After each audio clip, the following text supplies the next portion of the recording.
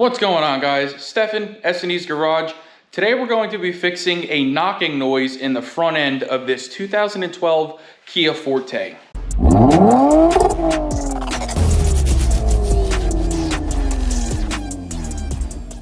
In my 9 years of working on Kias and Hyundais, I very seldomly see a strut mount be the cause of a knocking noise in the front end. 9.5 times out of 10, it is 1 or 2 worn sway bar end links. And that is what we are going to be replacing today. The sway bar end link lives right here, and it connects the strut to the sway bar, which is why they call it the end link, because it's at the end of the sway bar and it links it to the strut. Now, what happens with these end links is the little ball joints here and here like to wear out. And if you give them a shake, you get an audible knock noise that is then amplified through the suspension of the car. And it really makes it sound like the front end of the car is going to fall out. But I promise you, it's not. So we're going to go ahead and replace these today. We're going to be replacing both. So we do have our new ones right over here. They are made by Ultra Power. So I will go ahead and link these in the video description below. Now this is something that a shop will usually charge about an hour per side for. So that's, say labor is $150, $175 an hour.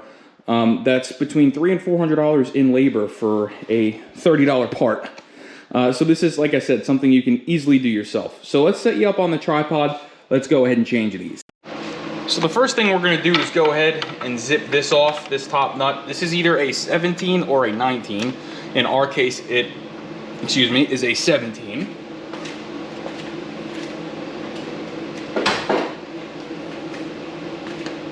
So let's go ahead, zip it off. Now, if it does what it just did to us, which is spin, you're gonna have to get either a vice grip or a wrench on the back of this to hold the back from spinning. Now, on the back of original equipment end links, there will be a flat. There are 2 flats, really, for a 17mm wrench to go ahead and slip on, so that you can go ahead and hold it and zip the nut off the rest of the way. And as you see, it is how the wrench will fit on the 2 flats. So we can go ahead and get this off, and now we can focus on the bottom one. But before we focus on the bottom one, let's go ahead and remove the top nut from the other side, so that we can then go ahead and rotate the sway bar down slightly to better reach the bottom bolts, or nuts.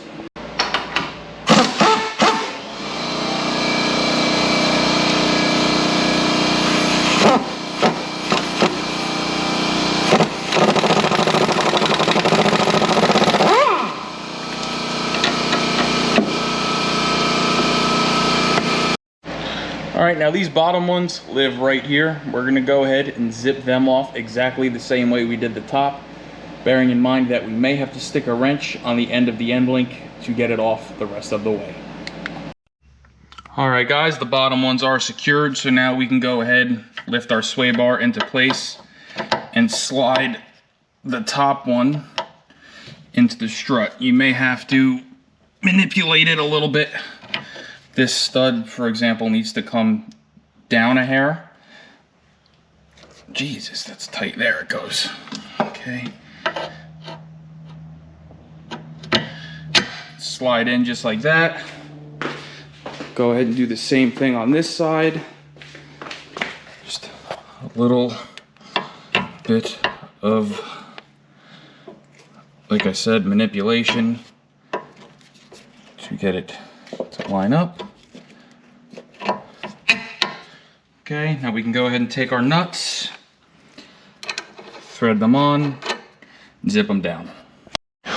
All right, and both of our end links are now tightly secured to the top of the strut, and our job here is done. So we're gonna go ahead, put the wheels on, take this thing for a road test, and it's ready to go on the corner with a for sale sign on it. So please, if this helped you, like, share, and subscribe. We'll see you on the next one.